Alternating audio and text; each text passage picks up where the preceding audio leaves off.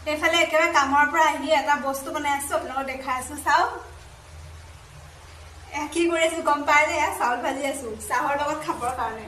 যেহেতু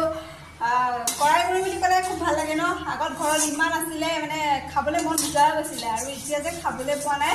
একেবাৰে মানে কি খাওঁ কি নাখাওঁ লাগি থাকে সেইকাৰণে আৰু এয়া কণ্ট্ৰলৰ চাউল এয়াকে বনাই লৈছো এয়াকে একদম ভাজি পেলাই মিক্সিত মাৰি দিম আৰু চাহৰ লগত খাই দিম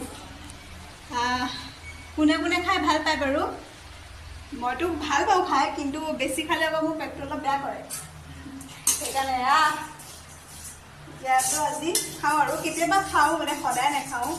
মনত পৰে ন কৰাই গুড়ি আমি বাৰু কৰাই গুড়ি বুলি কওঁ আপোনালোকে আৰু কি কয় নাজানো সান্দহ গুড়ি কি কয় মইতো আৰু সৰুৰে পৰা কৰাই গুড়ি বুলিয়ে কওঁ বাৰু এয়া চাহৰ লগত বনাই খাম আৰু এয়া এতিয়া বনাই ল'লোঁ আৰু চাওক